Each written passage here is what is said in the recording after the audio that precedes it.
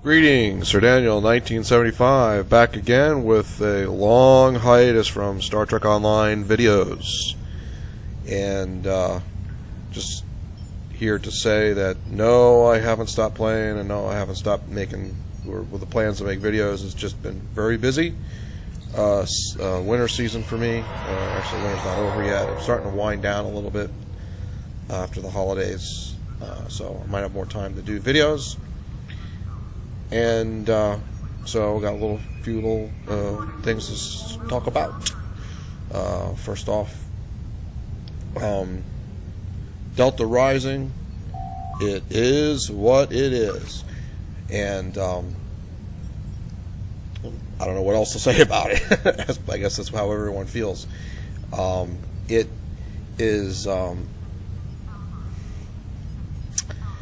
There are things about it that I think are really good, and there are things about it that I think are kind of blah. However, the things that I think are really good have turned out to be very good for me. One of those things, which some people have really complained about a lot, and I understand their reasoning on this, but it has worked out for me very well, is the R&D, the new research and development that they've done, combined with the new upgrade system, which I've done really well, made quite a bit of millions. I've never really been able to make millions before in this game all that well.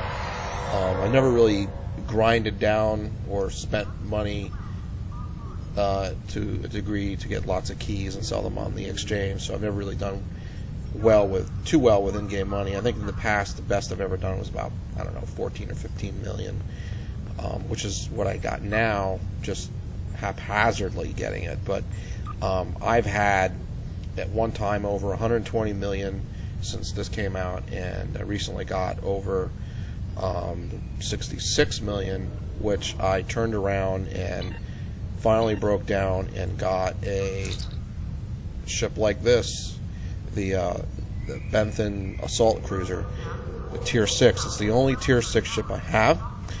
I like the ship quite a bit. It's a very nimble, maneuverable cruiser. Its hull strength is not as strong as other cruisers, but it's got sort of like the maneuverability of some battle cruisers. But anyway, it's really good. It's actually got the turn rate of about a science vessel, but the hull strength of a light cruiser. So anyway, it's a pretty good ship. As you're seeing, I've got mostly Mark 14 in here. There is a few Mark 13 things that are undone, but it's probably about 50-50. But anyway, the ship's pretty cool. And as you see, I recently just got this like a couple days ago. I've already had somehow found enough time to grind down all the masteries for this. So it's pretty cool. For a long time, I used my my fleet support cruiser retrofit, which is the Ambassador, and in T5U. It's really great, actually. It's a good ship in the upgrade, and it's kicking. It'll tear up and last really long. So it's a really good ship. If you've got this ship and you haven't bought the upgrade token for it, give it a shot. You might like it. When the new Delta Rising came out, I started off by just playing my Ryzian luxury cruiser, because that was a free Tier 5U upgrade, and when I had some money left over, I went and bought a token and upgraded the other one. So this one's all maxed out too. And this ship's really good for what it is. Actually, the neat thing, I think it got a I think it was that it got a 4th tactical console, this ship, I think is what it was, when it upgraded. So that really made it really usable, viable ship in the endgame experience. And it, just seeing it's got the same layout.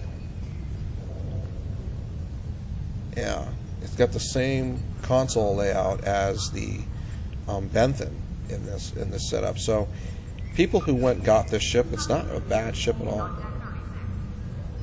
It's just a Tier 5U, and it doesn't so it doesn't have that 5th Starship Mastery ability.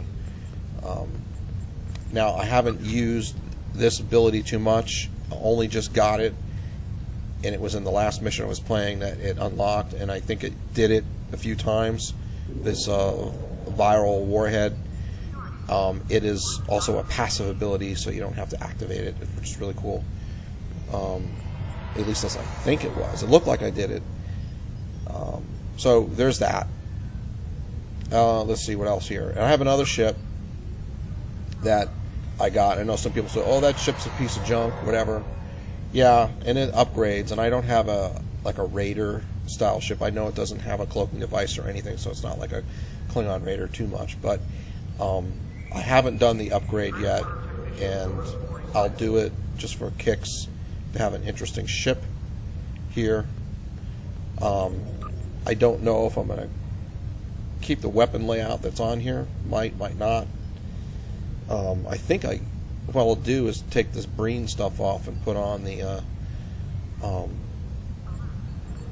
space that I've been using, which is the counter command, because that'll boost the weapons on that. And anyway, yeah, that's pretty cool. I like Raiders. One of my Klingon characters, I used Raiders quite a bit, so I think they're a very cool ship.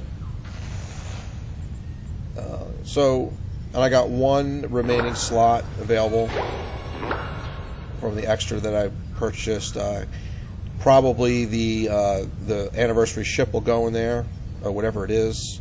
I'm sure it's going to be a Tier 6 ship.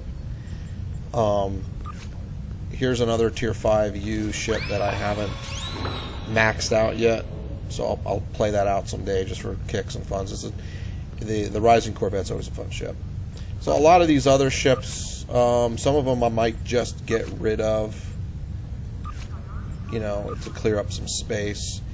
I'll probably keep the Obelisk. I might dump this ship here. I do like it, but I might replace that with the new C-Store version or fleet version of the Tier 6. What do they call that? The Phantom, or whatever that is. And probably dump this ship. I'll dump this ship as well. Probably put a different science vessel in there. It's a cool little science vessel. I don't think I ever really did a video on it, but I'll mix it up with something different. Let's see here. And I'll probably just dump this ship. It's kind of a cool looking ship, but it's a basic ship. Doesn't really do much. For kicks, I'll keep my Mirror Heavy cruiser retrofit and hold on to it. It's a nice little ship. And let's see if I got a little else to talk about. I'm trying to make this short and sweet. It's probably not going to be too sweet. Let's see. Specializations. Okay. Yes. When I started out with this, I was really liking some of the ground combat stuff. So I maxed out my commando. Well, I didn't max it all out, but this is what I mostly trained up because I was doing ground stuff. And there's an ability here. Let's see, which one is it? Is it this one? The Breach Crouch. And it basically, when you're in combat and you kneel down, you get a heal. And it works only when you're in combat. If I kneel now, yeah, you don't see the healing come up. Basically, a green glow lights, they move up on your character, and it just heals you as you're moving along, as you're in combat, I should say. So anyway, that's a pretty cool ability. If you're going to do ground, that might be something to think about,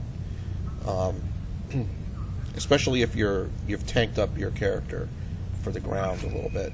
Now I'm running the intelligence, and I did it this way because when the Delta Rising came out, people were complaining about the rock and roll ability and stuff, that they said they didn't like the animation, they thought it was broken. Turns out that's the way they wanted it to look, so I haven't done it with this character.